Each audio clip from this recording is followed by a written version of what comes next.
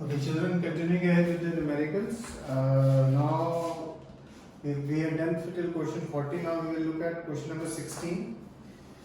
An object of mass 100 kg, 100 kg mass आपको दिया हुआ है, is accelerated uniformly from a velocity of 5 meters per second to 8 meters. 5 से 8, so it is very simple. V आपको U आपको दिया हुआ है 5, V दिया हुआ है आपको 8, टाइम भी दिया है, सभी कुछ दे दिया इन्होंने. Very nice of them. Calculate the initial and final momentum. Initial momentum formula you know, m into u. Final momentum formula m into v.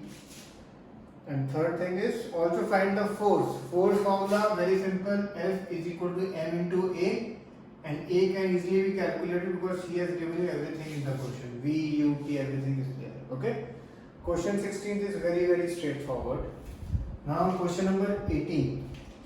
Now before we do question number 18, in that this one property is required which I had told you about when we were doing motion chapter. When an object is dropped from top, we take u equal to 0 and acceleration to be positive, and then when an object is thrown up, we take v or final velocity to be 0 and acceleration to be negative. Okay. Now question number 18.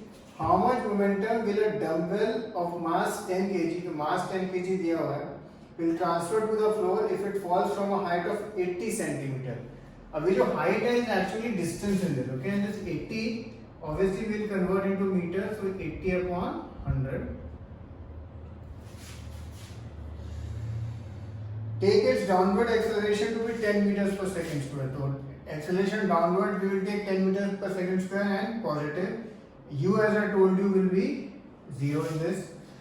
Now, how much momentum? Momentum formula you know is P is equal to m into v. Now, obviously, v we do not have in this question. So, the first step will be calculating the value of v. And if we see, say v square minus u square is equal to 2 into a into s. U is 0, तो उसका तो कुछ करना नहीं है. V square is equal to 2 into a 10 दिया है. And s सब 80 by 100 लिखा हमने. We just do the cutting. 0 0 0 0. V square is equal to 16 और V is equal to 4.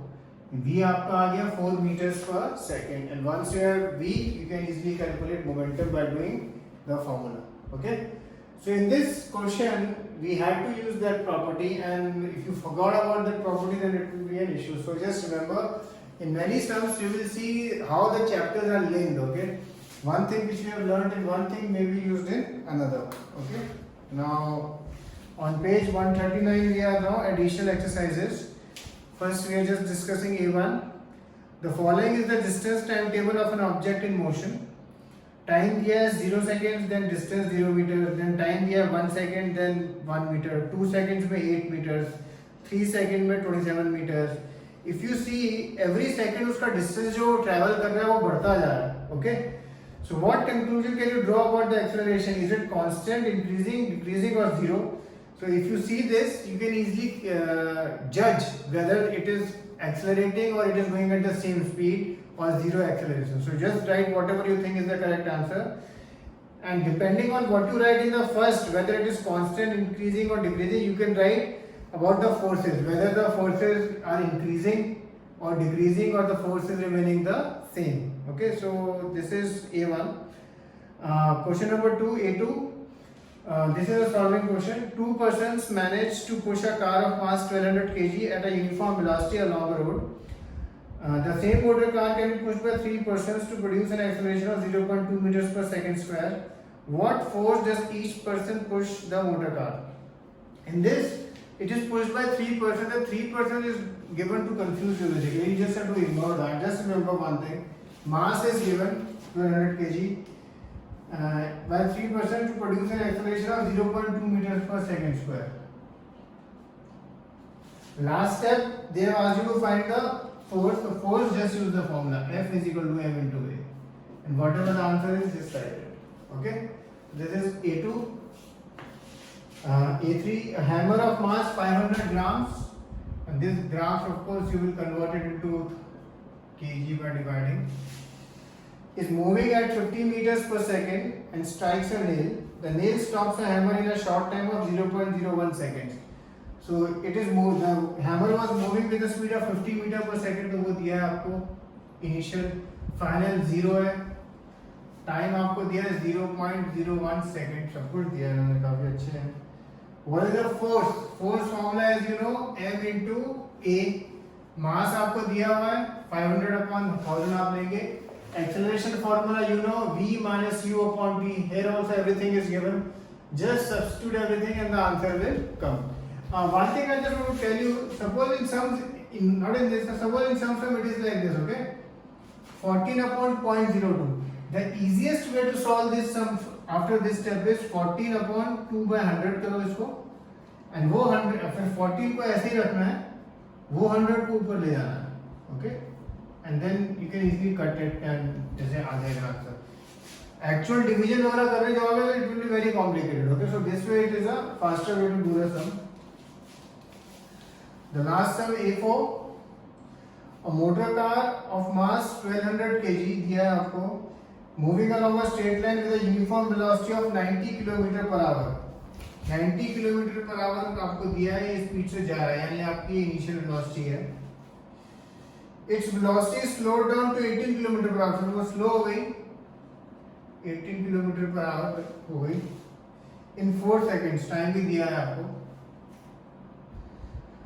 Calculate the acceleration. Acceleration निकालना है. चेंज इन मोमेंटम का ये सिंबल भी होता है delta P, and change in momentum formula mv minus mu, and force also he has asked you. Force, as you know, is F is equal to ma. Of course, as you must be seeing this in this sum, first thing you will do, u and v both you have to convert into meter per second, and that you have to multiply by 5 by 18. You know that, okay? In chapter 8 we have done that. Once you do that, the sum is very easy. Force m into a can be calculated easily, v minus u upon t, and change in momentum also mv minus mu can be easily calculated, and acceleration obviously v minus u upon t. Okay, so now we have done almost 80% of the sums of this chapter. Now open page 122, page 122 of your textbook. Now we will have a look at the third law of motion. Third law of motion basically says, to every action there is an equal and opposite reaction. Of course, you must have seen this in everyday life. If you do not study, your teachers or your parents scold you.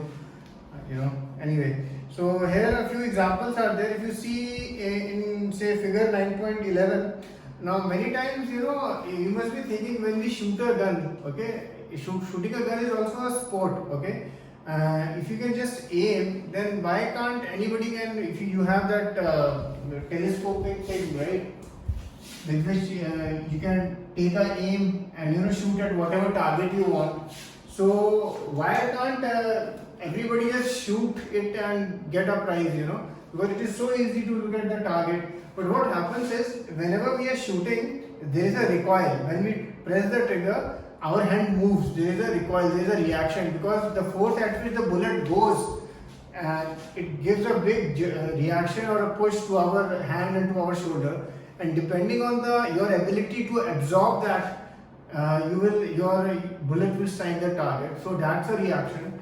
Similarly, if you see in figure 9.10, you will see this figure.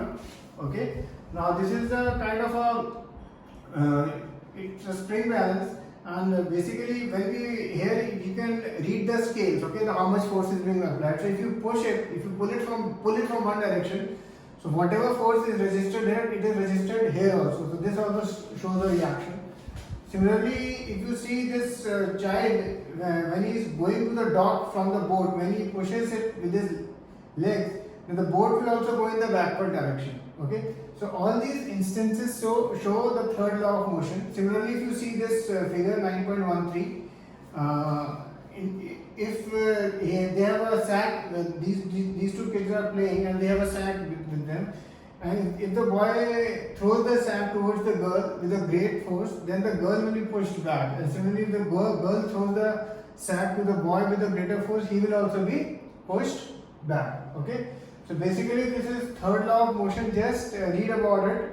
It's on page 122. Then the last topic which we will have to cover is conservation of momentum. That we will do in the next class. Okay. Cheers.